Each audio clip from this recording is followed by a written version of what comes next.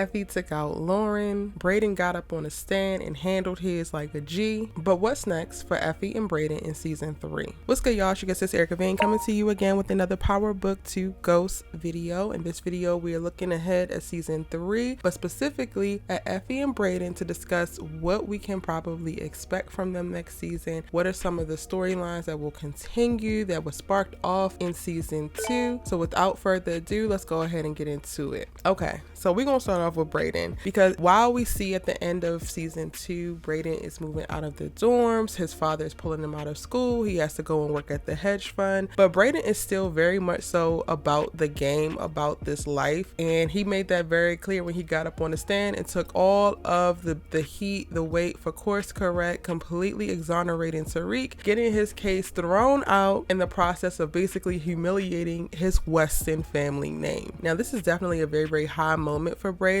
and he deserves all the praise that he's getting, because I didn't even anticipate him getting on stage and doing this. Like, he needed to protect Trace, he needed to protect himself, but he also did it in a way that he protected his relationship with Tariq so that he could continue to stay a part of the game and be about this life. Now, it's one thing that Brayden like hinted at all season when he met up with Monet, when he was talking with Kane, like he talked about his white privilege so heavily and like wanting to use it, right? Like, but then Monet's like, nah, he ain't ready, I ain't gonna be able to work with him. And other times it was just like, nah. And the only other time that they were able to really lean into his white privilege is when they set Mecca up. But this was the ultimate use of his white privilege, and we really just love to see it. Him being a Weston, he knew that if he got up on the stand and he admitted to drug dealing, they were not going to put him in jail. They were not going to find, like, just certain things don't happen to affluent white people. It just doesn't.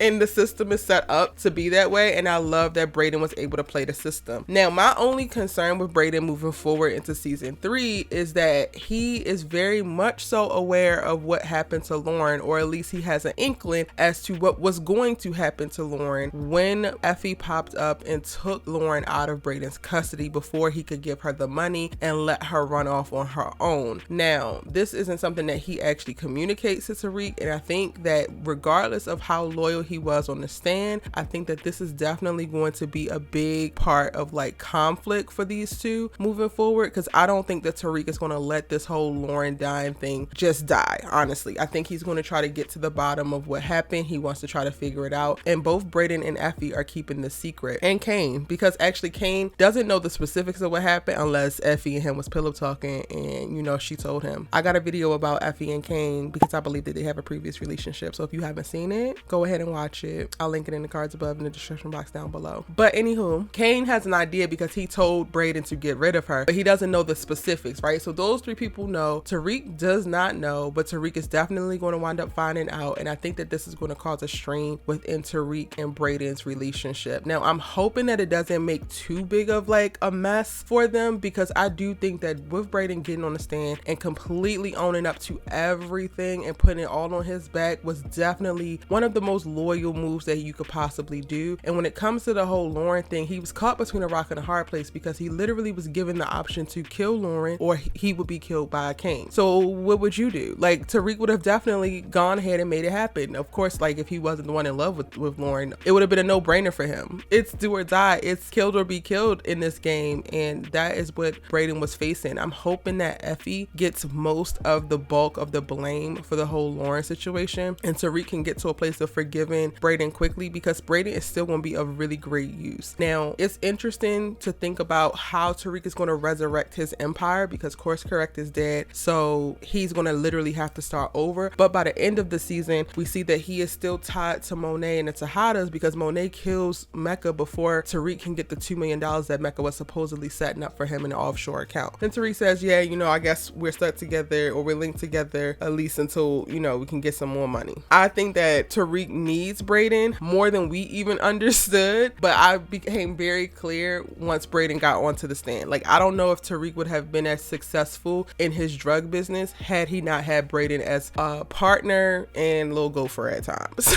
So that is going to still need to happen, and I also can see them getting into other types of licks. Like with Brayden going to work at his father's hedge fund, I could definitely see them hitting licks financially, doing some type of hacker type stuff. Like, I think that this is just the beginning. Even though we're not going to see them living together on campus anymore or going to school together, Brayden Brayden is still very much so about the life. We get to see in one of his last scenes in the season, he's like, yo, we could just literally do this, do that, bop, bop, bop, and then we be back up and running. And it's like, yo, you just got out of the court. Like, you literally just walked off the stand after copping to all this, and you're talking about you want to get back out here. So Brayden is definitely about this life. We're going to see him and Tariq figure out what is that going to look like. I think that it's going to be interesting to see how Brayden interacts with Kane because up until Kane is like, you kill Lauren or I kill you, Brayden really was like, oh yeah, I'm basically building a friendship with this dude, and while he's dangerous, we rocking or whatever. And I think that while Tariq was able to work with Kane for the mission of taking out Mecca in the last episode, I think that Tariq is still saving a bullet for Kane because at the end of the day, Kane did put this Ramirez's badge in Tariq's desk, and I don't think he's going to forget it. And hopefully Brayden is wise enough to not want to venture down that road or get too close to be manipulated by Kane again. So I guess we're going to see with that. Brayden's ties to Ghost moving forward will definitely be 100% with Tariq. I don't necessarily even see him kicking it too much with EFFIE, especially given the fact that they have this big secret and they all start to give little weird looks and whatever when they are around each other and hiding something. So he's probably going to need to stay away from EFFIE. And then I also can see the Westons being staged to set up the Power Book 5 influence spinoff, which they will probably be more integrated in. So I think that we're going to see Brayden a little bit less, just in him not living with Tariq, but we're still going to see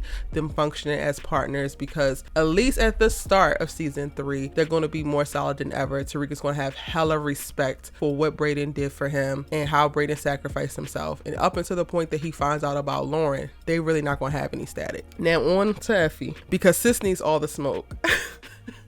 As I mentioned, y'all, I did a video about EFFIE and Kane and how I think they have a previous relationship. I'm not going to go into that here because I do a good job of detailing why I think it and give you receipts in that video, so make sure you check it out. But I just think that EFFIE is going to be a problem. We've been promised to get backstory to EFFIE in season 3, so I'm very much so looking forward to, you know, figuring out who her family is, how she got into the life, how did she stay connected, and why is she like this? Like, part of the reason that we do know is that EFFIE is alone and she has to survive, right? But she's been doing this for so long. It's like, at this point, girl, you're not literally just surviving anymore. You kind of like love the game. And while you can go and check Brayden all you want about how the game chose, or he chose the game didn't choose him because it came to your door and he literally walked up to it. At the end of the day, girl, you're still in this because you actually want to be in this. And the moment that you made the choice to kill Lauren, that actually showed that, in my opinion.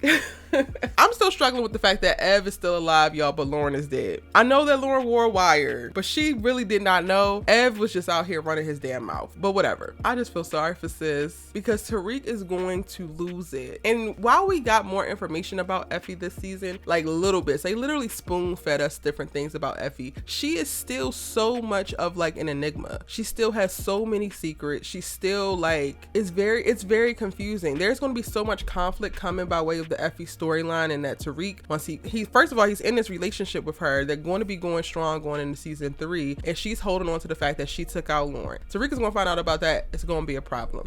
She's also cultivated a relationship with Diana throughout this season. She told Diana not to sleep with Tariq. Diana still slept with Tariq. There's going to be conflict there. Having conflict with Diana means automatically having conflict with the Tejadas. So additional Tejada smoke is going to actually manifest in season 3, I think, with EFFIE. And because there is something there in reference to Kane, I don't necessarily know which side he will fall on. Not that he had to choose, but like if it came down to people coming at EFFIE, I would be very curious to see how Kane responded, or specifically Monet coming at EFFIE. I would be very curious to see how Kane responded. Again, watch that video. But I think EFFIE is going to really be the wild card next season. She's going to have way more power than she actually realizes, in that she has fallen in love with Tariq, and I believe that Tariq is falling in love with her. The only thing that's slowing Tariq down from falling deeply in love with EFFIE is the fact that he is in love with Lauren, and the fact that Lauren just died. So he's going to continue to grieve that. And then I also feel like while Tariq definitely cares for EFFIE and has put her in a space of very, very high regard, I think that he still keeps his head on a swivel because he kind of knows what he's dealing with. I'm hoping, even though it's not that clear about that, because he literally tells her every damn thing in season 2. And it's just like, boy, she is not a priest and this is not a confessional. Why does she need to know all of this? But she's the only one helping him process, which is also going to lean into his feelings of betrayal, in that Tariq literally took a lot of his walls down in season 2 and was just so brutally honest with EFFIE. A lot of people ask or like post comments of like, why would he talk about Lauren to her? Why would he say this? Why would he say that? Because he got to the point where he really valued her opinion and her thoughts, and he trusted her enough to be completely honest with her. Tariq don't trust nobody enough to be completely honest with them. So when this comes out that she actually took Lauren's life or set Lauren up to die, that is going to be the beginning, I think, of Tariq Savage season. I think all of season 3 is going to be Tariq Savage season, with Yaz perfectly okay with their mom, and he doesn't really have any more ties. He ain't got to worry about keeping Zeke in school. Rest in peace, Zeke. Like, Tariq literally is like free, and I could definitely see him swinging into some type of savage mode, doing a bunch of reckless things, even though, sir, you just got off of one murder case and now you're going back into another because they have you on camera at Mecca's place. But I can definitely see him going into a savage season where he's a little less strategic, and if he's going to be overly emotional, I think that this is the season that's going to do it. And I think that finding out that EFFIE is the one who pulled that trigger when it came to Lauren and her death, however the death actually rolled out, is definitely going to be the spark. And those are my thoughts. I would love to know yours in the comment section down below. Please let me know what your thoughts and theories or predictions are for season 3, specifically with EFFIE and Brayden. What do y'all think is going to happen next? Also, make sure that you subscribe to the channel and turn on your bell notifications so that you don't miss out on any of my Power Book 2 go-to videos. It's your good sis Erica. I'm about to hop in these comments so I can reply to y'all. See you in the next one.